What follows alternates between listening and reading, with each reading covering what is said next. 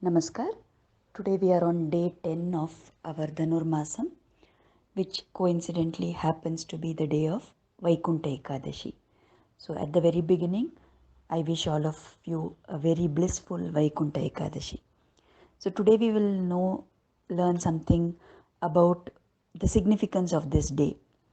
Now there is a story which tells about what exactly is this Ekadashi and why is it so significant. There was a demon called as Muran, and this demon waged a severe fight with the gods. So they went and asked Shiva for help, and he directed them to Lord Vishnu. Now, after Lord Vishnu started fighting with this Asura, he realized that this Asura is very powerful, and some special kind of weapon is required to fight against him.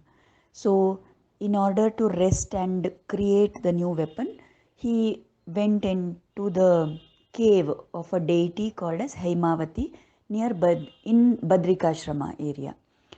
Now, when Lord Vishnu was resting there, this Muran entered inside somehow, and he tried to attack the sleeping Lord. So, at that time, there was a female power which emanated and came out of Lord Vishnu, and it had so much power that this female deity killed that Asura. So, Vishnu was very happy to see this, and he named that Devi as Ekadashi. And he said, okay, I'm happy with you, ask what you want. So she, Ekadashi Devi, asked that whoever does worship of me and whoever does fasting on this particular day when I have been born, you please bless them and give them moksha. So that is the significance of why we should pray more to God and why we should do fasting on Vaikunta Ekadashi. That is the day when this Ekadashi Devi was created and she was blessed by Vishnu. Now we know that Vaikunta is the abode of the Lord, right? So the significance of this story is that this Muran, that demon, represents all the wrong things or bad things in us, the Rajasic and Tamasic qualities which we have.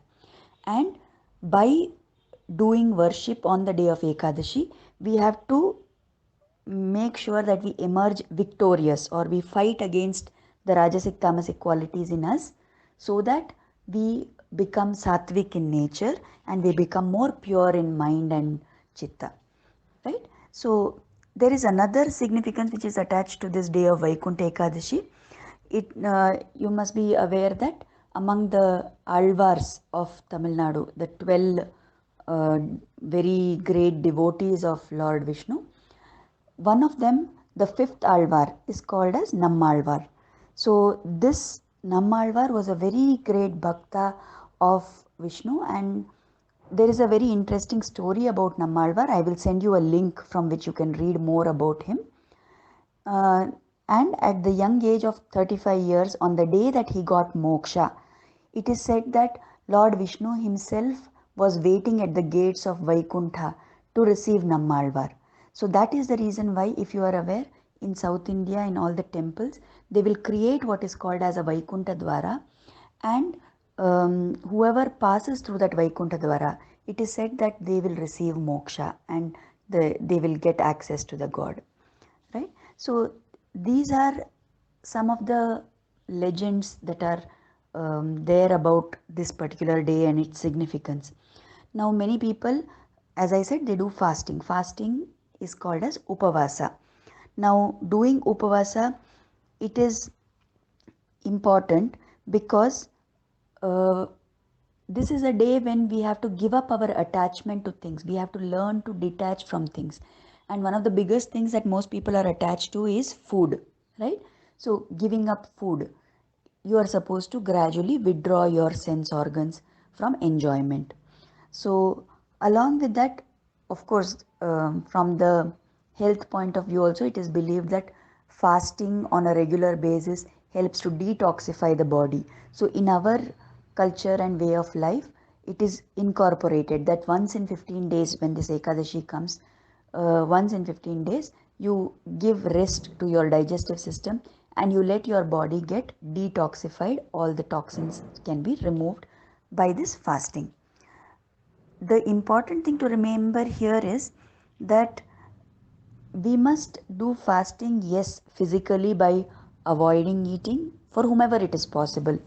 If you are old, or if you are a young child, or if you are pregnant, or if you have some other health condition because of which you cannot withstand the rigor of doing upavasa, you can do how much ever you are able to do. But the more important thing to remember is, along with this kind of upavasa, we should understand what is the actual meaning of the word upavasa. Upavasam. Upa means near and vasam means staying close to. So we have to remember that we should stay close to God on this day. Stay close to developing devotion for God on this important day. So maybe I'm physically fasting by not eating anything or eating only fruits or something like that. But mentally, if I'm not staying close to God, then I cannot get the full benefit which is intended for this day. There are some people who do physically the fasting, but then they keep watching TV as usual, they keep gossiping, they keep spending time in useless activities. So that will not get you the benefits that you would have got if you had done upavasa in the real sense, that you keep your mind close to God. So today I suggest that this, let it be our activity. Try and do more and more japa as much as possible. And fasting you may do to the extent that is possible for you physically. But mentally, please definitely fast from all the unnecessary things that will get you caught up in this world and make your mind filled with negative things. Don't watch TV, don't chit chat with people, don't waste time in activities that are not of any use to you, right? Don't speak bad to others, don't pass unnecessary comments about things that don't concern you. So this kind of mental fasting definitely all of us can do. Another thing is that today, the day of Vaikunta Ekadasi is also believed to be the day which is celebrated as Gita Jayanti, in commemoration of the Bhagavad Gita.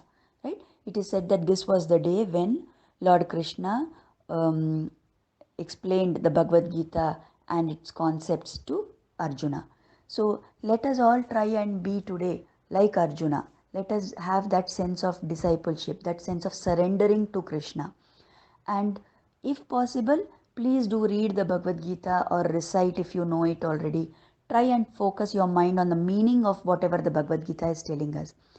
Even if we are not well versed with the Gita, or we don't really follow a lot of it, but there is one shloka in the Bhagavad Gita in which the Lord says that surrender everything to me, right? So if we follow the essence of that, okay, sarva dharman parityajya mamekam sharanam vraja aham tvam sarva papebhyo mokshayishyami ma shuchaha. So giving up all, you whatever paths you are following, even if you uh, don't follow all those, but you surrender yourself to me, if you follow that path of surrendering yourself totally to me, then don't have a doubt, I will definitely take care of you and I will grant you moksha. So that is a promise that Lord Krishna has given us in the Bhagavad Gita. So whether we are able to do other things or not, but this thing of surrendering ourselves to God's will, of surrendering everything that we have to God, of accepting that, letting God take our lives in whatever direction is good for us, praying that He should guide us and take care of us at all times.